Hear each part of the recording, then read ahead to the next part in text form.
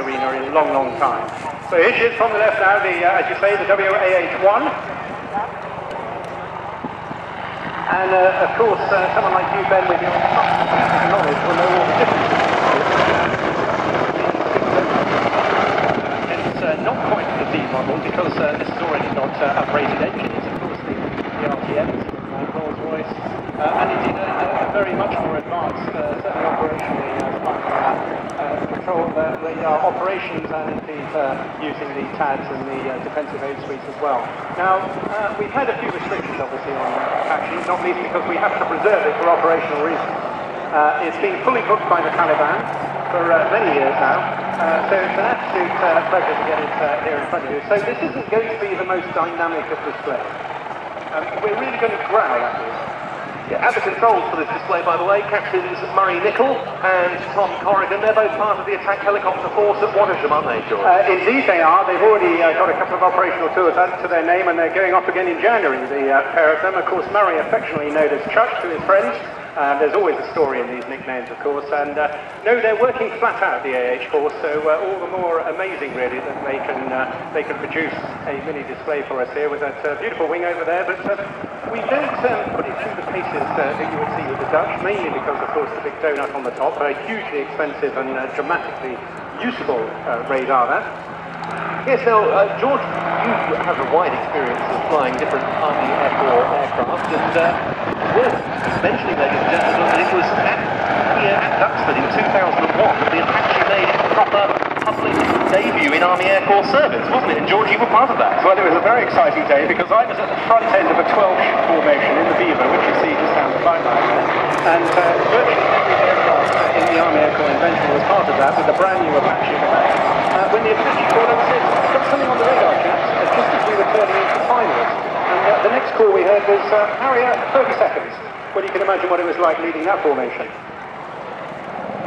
So, yeah, here we go. Now, it is an awesome piece, of course. The most remarkable array of equipment, 16 Hellfire missiles. You can either use radar or indeed the laser spotter for that. 76 CVR missiles, rockets, I should say. And, of course, even those rockets have a variety of different mini warheads. And I don't know if you've ever seen a flechette in your life, but it's a pretty unpleasant weapon.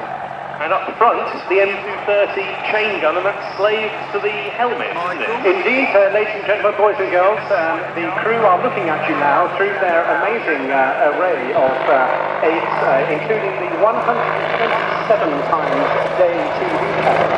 So the very pretty girl there in the pink dress just along the line, I think that's caught the attention of the front seat gunner pilot. And the little boy picking his nose now, perhaps if you could just stop doing that, because my name's going to sort of, I think, have a word with you. So they can see anything, anywhere.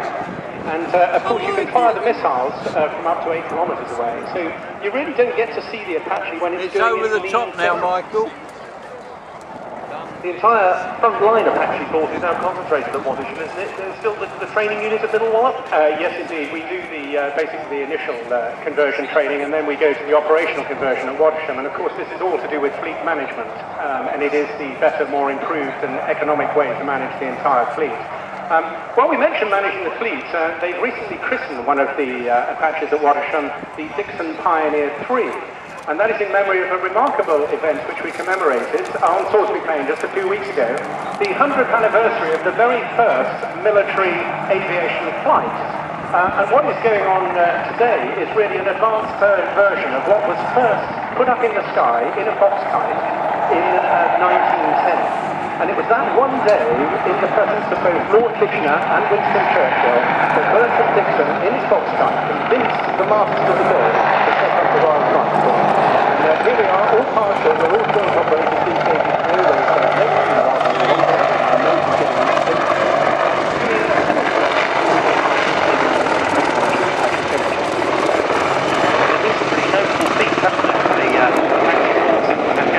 that first deployment as part of Operational Herrick in 2006 we saw the publicity in the following year of the rescue of Matthew Ford. That was a remarkable operation, and I'm sure most people have read about it in the book now. There is, of course, a remarkable string of books, and the girl that was also involved in that particular operation is just released her book as well, and it's well worth the read, getting the different views of that particular operation.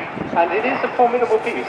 Indeed, you only have to growl at the enemy with this machine, and knowing its capabilities, particularly the cannon. Don't forget, you know, they're 30mm rounds, over 1,100 rounds, delivering just about 600 rounds a minute. And that in its own right also plays that little monocle just over the right eye. It has got an amazing amount of power to put down. So you combine that, then backing it up with Hellfire missiles and the CBR-7 rockets as well. The most remarkable machine. But of course all the machines can talk to each other as well. They've all got their own little texting system. It's all very clever stuff, you know.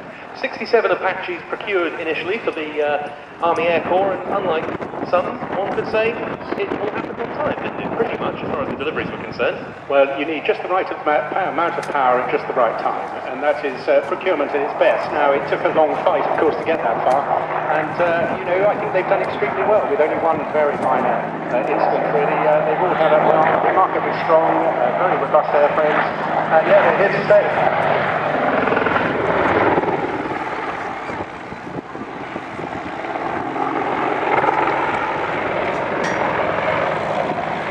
Donuts on the top there, everything, the very clever radar we were discussing earlier on, capable of classifying not only a huge area, in fact, in one famous exercise we put 2 Apaches out with a battle group onto Salisbury Plain, and just the 2 Apaches basically desanitized the entire battle group, a well-known story. But of course it is capable of classifying up to 256 targets, and will then tell you which order to kill all those targets off. It's a pretty impressive processing system.